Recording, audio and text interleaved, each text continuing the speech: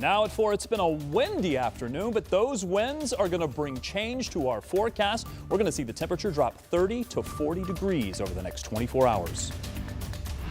Can I Wait a answer? minute. No. Can You've I done a lot answer? of talking. Your country is in big trouble. I know. You're not I winning. know. You're not winning this. A remarkable Oval Office shouting match. The tense exchange today between President Trump and Ukraine's President Zelensky. Also, what Indianapolis commuters need to know now that Indigo's newest large-scale project is officially underway. Live from Indy, you're watching 13 News.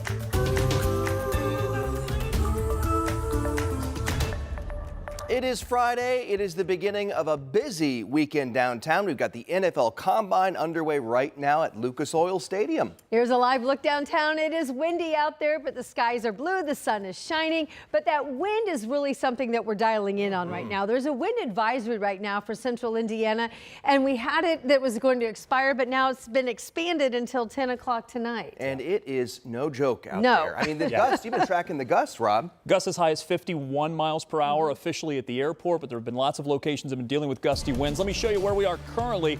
I do think that the strongest of the winds are behind us, but we're going to keep those winds at least of that wind advisory criteria at least through 10 p.m. and it's going to stay breezy through most of the weekend, at least through Saturday. 40 miles per hour, that's the current wind gust at the airport. Same thing for Bloomington. Most locations are gusting anywhere from 30 to 40 miles per hour, but there are gusty winds that are going to stay with us at least through 10 p.m. We could see some gusts as high as 55. That has verified. We've seen some 51 mile per hour gusts. I've also been watching some of the gusts farther to the north and west that may swing through here sometime later this evening.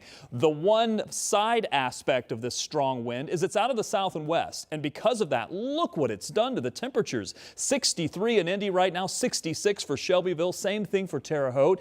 All of those strong southwest winds have really helped to surge the temperatures. But and yes, there's always a but, right? Take a look. Winds out of the north and west. That's going to be the change that we see in our forecast for tonight, and it's going to really dramatically allow our temperatures to drop. The winds will stay in that 35 to maybe 45 mile per hour category overnight, and then we should see those winds diminish but not cease even through tomorrow, with 20 to 30 mile per hour winds expected even through tomorrow afternoon. Temperatures, look at this. By tomorrow morning, we're looking at temperatures in the 20s to near 30 degrees by 6 a.m. That's just 12 or 14 hours from where we are right now, and we will not warm up very much. Big changes on the way, even a chance for snow showers. I'll talk about that coming up. In the meantime, let's talk traffic. Couple of things I want to make you aware of here. We do have a traffic situation on the northeast side, 465, right close to Allisonville Road. Not quite there, but we are seeing a significant backup. Emergency personnel have been on the scene, and that has certainly helped. Let me get to some traffic cameras just to show you what we're looking at here. Traffic cameras on 465, especially if my traffic computer here begins to move through. This is where we're talking about. This has been backed up for quite a while, although this is a separate camera. It looks like my camera's been moved. But we do expect those backups to continue at least through the next hour or so, as the traffic volume is expected to stay up through at least the 5 o'clock hour. I'll keep an eye on that and give you more information coming up. All right, Rob, thanks so much. And now to the extraordinary clash that was caught on camera.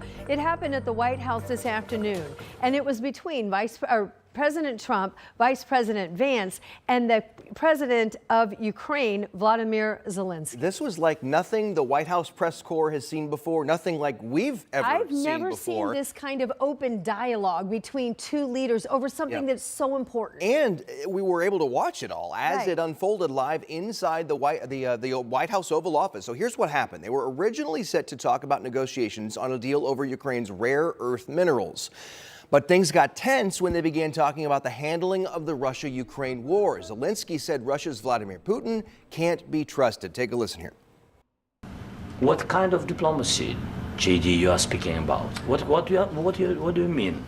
I'm talking about the kind of diplomacy that's going to end the destruction of your country. Yes, but if you Mr. President, with respect, I think it's disrespectful for you to come into the Oval Office and try to litigate this in front of the American media. Right now, you guys are going around and forcing conscripts to the front lines because you have manpower problems. You should be thanking the President for trying to bring an end to this conflict. Have you ever been to Ukraine that you say what problems we have?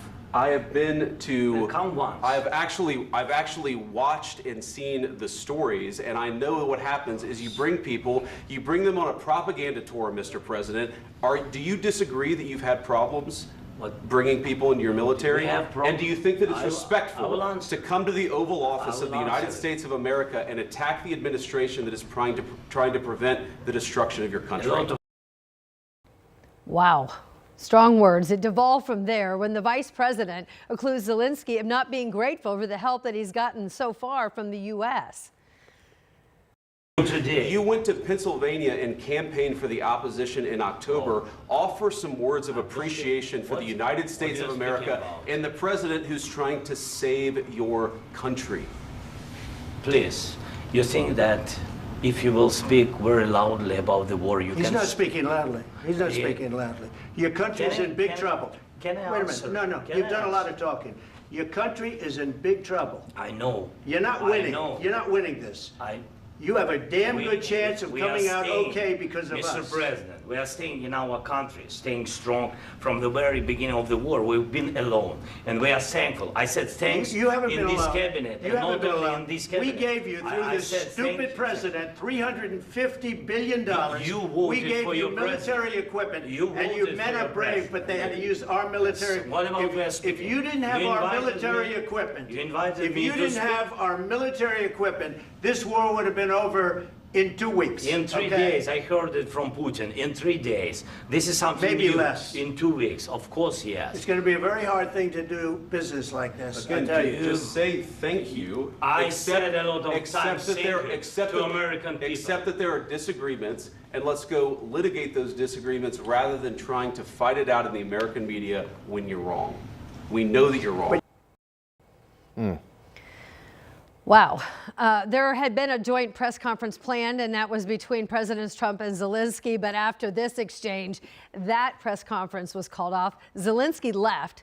President Trump then had a statement that said that Zelensky can come back when he's ready for peace.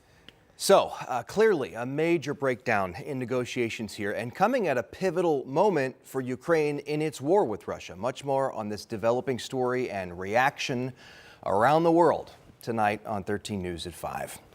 Also today, Indigo now one step closer to starting construction on its new Blue Line. This is a look at it. It's going to go from the west side, starting out at the airport, and then go east all the way along I-70, along Washington Street, through downtown Indy, east to Cumberland. The Blue Line is the third and largest bus rapid transit line so far in Marion County. Today, our Marion County reporter Lauren Kostick went to the big groundbreaking event, and she shares what we all need to know now about this long and expensive project. In the next few years, Indigo's Route 8 on Washington Street will soon become the Blue Line. The project follows years of planning and pushback. Just last year, the Blue Line was in danger after a bill at the State House tried to ban dedicated bus lanes. Now, Indigo is full steam ahead. On Friday, breaking ground on its largest project yet. And we've been working so hard to make it a reality. So we want to keep our promise, and we know that it's going to bring improved accessibility for people, more opportunities. The project is divided into 12 sections spanning 24 miles. It will connect Cumberland to the airport with 30 stops in between. The project will also bring miles of repaved roads, new sidewalks, and crosswalks, something local students like Reese McClure are excited to see. The Blue Line will slow down the traffic, and it will slow down the cars and make crossing Washington Street much easier. But not everyone is on board. Longtime Irvington resident John Knoll wants to see designs that better reflect his historic neighborhood. We want a BRT station that's not going to look like a 50s flat roof or just a concrete monstrosity like the others. As construction rolls through the corridor, transit ambassadors are also reminding everyone to be patient. The biggest thing is patience and understanding that not everyone has access to a car or a driver's license, so being patient with the transportation and letting them do their things so that way everybody can get to where they need to go. And the goal is to wrap up construction sometime in 2028 with a total price tag of $387 million. In Irvington, Lauren Kostick, 13 News. Today we're working to learn more about a house fire on the east side. It happened around 6:15 this morning on East Washington near Sherman. Our 13 News team that was on the scene reports that there were several fire trucks working there and closing off the street as they were doing their job.